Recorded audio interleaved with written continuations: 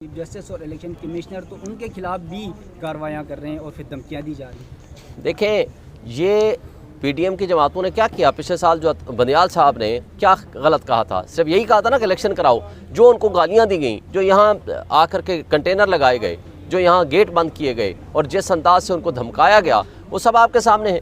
वो पीडीएम की सारी जमातें, जिसमें नून भी और मौलाना फजल रहमान भी, ये सारे यही वारदात करते रहे। हमारे साथ तो ज्यादती कर रही है अदलिया, बल्कि कई हवालों से कंप्रोमाइज जजेस कुछ, लेकिन उसके बावजूद हमने हमेशा अदलिया का एहतराम किया, इज़्ज़त व एहतराम से इख्तलाफ भी किया, उनके ऊपर ऑब्जेक्शन भी किया तो इज़्ज़त व एहतराम से किया। लेकिन अगर अदलिया इस तरह इन धमकियों का इलाज ये नहीं करती, उनके खिलाफ तौहीन अदालत नहीं करती, तो फिर इसका मतलब है कि माइट इज़ राइट का प्रिंसिपल चलेगा। फिर आप बताएं कि आज पहले कोर्ट रूम नंबर 1 में गए, कहा गया कि हम आपको वक्फे के बाद सुनते हैं। अदम पैरवी की वजह से बेंच उठकर चला गया, आपको कोई बंदा मौजूद ही नहीं। जी, अभी मैं उनसे बात करूंगा, अभी जाकर उनको रिक्वेस्ट राइटिंग में मैं दे आया हूँ। उनके अच्छा होता कि मैं उनको मैं स्टाफ को लिखवा के आया हूँ उनको कि कौन सा हमारा केस है, रिक्वेस्ट भी करके आया हूँ और अभी दोबारा जाऊंगा। मैं उम्मीद करूंगा कि इंशाल्लाह हमारा केस लग जाए। हमने केस लगवाने की रिक्वेस्ट करनी थी, वो कर भी दी है, स्टाफ को भी करना है। अच्छा सर, ये बताएं कि जैसे आपके जो शुकूक व शुबहात हैं नवाज शरीफ साहब को लेकर, मुस्लिम लीग नून को लेकर, पीपल्स पार्टी के स्पेशली बिलावल भुट्टो के अगर बयानात देखे जाएँ तो आप लोगों के एक जैसे हैं, और बिलावल भुट्टो बारहा ये बात कह चुके हैं कि इमरान खान को इलेक्शन के लिए बाहर होना चाहिए, उनके साथ ज्यादती है कि अगर उनको रोकर इलेक्शन किया जाए। तो उनकी इस बयानात को कैसे देखते हैं? उनके रहनुमा ने यह भी बयान दिया है कि पीटीआई का और हमारा मुखालिफ एक है, हमें मिलकर उसका मुकाबला करना चाहिए।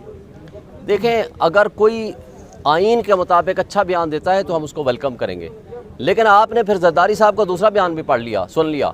एक राव अनवार ने स्टेटमेंट दिलाई गई उससे और अगले दिन उनकी सारी स्टेटमेंट चेंज हो गई। अगर ये उनकी क्रेडिबिलिटी होगी तो हम फिर क्या कमेंट कर सकते हैं? हमें बेहतर है कि हम कमेंट ना ही करें। Let them decide by themselves. अगर क्या वो आइन के साथ खड़े हैं या नहीं, क्या वो कानून के साथ खड़े हैं या नहीं, क्या वो फ्री ट्रांसपेरेंट इलेक्शन चाहते हैं या नहीं चाहते। अच्छा सर, कहा जा रहा है लीगल टीम पर बड़े एतराज़ात किए गए कि पीटीआई को लीगल टीम ही जो है वो डुबो रही है। आज भी आप पहले अदालत में पेश हुए थे अपना केस फिक्स करवाने के लिए, लेकिन फिर कहा गया था कि ब्रेक के बाद आए। उसके बाद आप आए, आप यहाँ पे मीडिया टॉक कर रहे हैं, अंदर काजी साहब वापस चले गए। फिर लीगल टीम क्या करे? लीगल टीम रिक्वेस्ट कर, सुन लेना, जवाब सुन लेना। लीगल टीम इस वक्त बेस्ट अपनी सर्विसेज दे रही है। मुश्किलात के बावजूद इस वक्त लीगल टीम सबसे ज़्यादा मेहनत कर रही है और इसमें कोई शक नहीं है। एतराज़ात हर किसी की तरफ से। अब ये फैसला सोशल मीडिया ने तो नहीं करना ना, या जो बाहर हमारी लीगल टीम के बाहर बैठने वाला जो बंदा है उसने तो नहीं फैसला करना ना कि हमारी लीगल टीम ने क्या स्ट्रेटेजाइज़ करना है, स्ट्रेटेजी क्या अपनानी है। इंशाल्लाह हमारी स्ट्रेटेजी बिल्कुल मुकम्मल है। हम तमाम हवालों से मुकदमात की पैरवी भी कर रहे हैं। हम इलेक्शन कमीशन के पास भी जा रहे हैं, हम हाई कोर्ट में भी जा रहे हैं और सुप्रीम कोर्ट में भी जा रहे हैं। और इंशाल्लाह हमारा केस जो लगेगा तो हम उम्मीद रखते हैं कि सुप्रीम कोर्ट से कि वो हमें इंसाफ देगा। तो लीगल टीम के जो मामलात हैं वो हम लीगल टीम को ही डिसाइड करने दें और पीटीआई का इंटरनल मामला है उसको डिसाइड करने दें।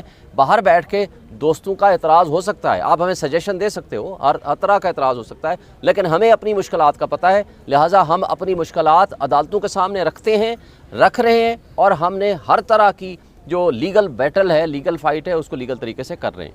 Thank you. अच्छा शुएब साहब, बताइएगा कि रियासत पाकिस्तान के रियासती इदारों ने ऐसा लगता है कि पीटीआई का बाजू मरोड़ कर दीवार के साथ लगा दिया और कोई हल भी नज़र नहीं आ रहा। आखिरकार ये मामला किस तरफ जाएगा? जब इंसाफ भी नहीं मिलेगा, रियासती इदारे इसी तरह चलते रहेंगे, तो आपको इंसाफ किससे मिलेगा फिर? देखिए, इंसाफ तो हमें अदालतों से ही मिलेगा ना। रियासती इदारे तो गलत कर रहे हैं, गड़बड़ कर रहे हैं, ज़्यादतियाँ कर रहे हैं, नाइंसाफ़ी कर रहे हैं, लोगों को उठा रहे हैं और न सिर्फ उठा रहे हैं बल्कि अदालतों के फैसलों को भी अमल दरामद नहीं कर रहे। लेकिन इस सब कुछ के बावजूद आखिरी उम्मीद तो अदालतें हैं।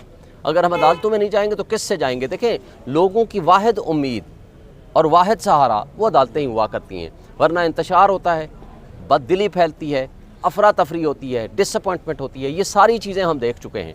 लेकिन ये इनका वाहिद हल ये है कि अदलिया अपनी कॉन्स्टिट्यूशनल ड्यूटी पूरी करे और हम उनके पास आ चुके हैं। Thank you. अब शुएब शहीन साहब बताइएगा कि मैक्सिमम पाकिस्तान तहरीक इंसाफ के उम्मीदवारों के कागजात नामजदगी मुस्तरद होने के बाद पीटीआई के जो सपोर्टर्स हैं वो आप लोगों की तरफ देख रहे हैं। अब स्ट्रेटजी क्या है, प्लान बी क्या है, खान साहब की डायरेक्शन इस हवाले से क्या है? मुस्तरद होने के बाद आप लोगों ने क्या होमवर्क किया है? क्योंकि आप लोग पहले भी इन रिजर्वेशंस का, तहफ़्फ़ुज़ात का इजहार कर चुके थे। देखें, पहली बात तो यह है कि खान साहब से अभी मुलाकात हमारी नहीं हुई इन रिजेक्शन के बाद, अभी होगी कल इंशाल्लाह। लेकिन क्या ये तय नहीं हुआ था कि अगर मुस्तरद होंगे तो हमें क्या करना है? सुन लेना, आप जवाब सुनेंगे तो आपको जवाब मिल जाएगा ना, ज़्यादा जल्दी ना करें ना।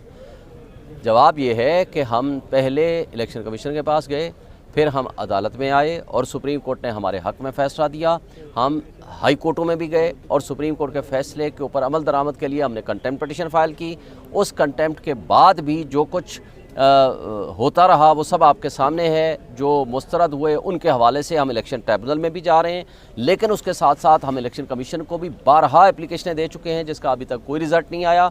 हम इसलिए सुप्रीम कोर्ट को सुबह भी रिक्वेस्ट की है, अभी भी दोबारा मैं रिक्वेस्ट करूँगा, उनको कंटेम्प्ट पिटीशन नंबर भी दे दिया है कि हमारी अदालतों में सुनवाई हो, हमारा पॉइंट ऑफ व्यू सामने आए और हमारा मुकदमा सुना जाए। ये हमारी एक इस्तदा है और इसके बाद जो लीगल हमारे मामलात हैं हम उनको एजिटेट करेंगे। हम उसका कर रहे हैं, हमारी स्ट्रेटजी कानूनी है, आईनी है, हम उस पर अमल दरामद करेंगे और कर रहे हैं।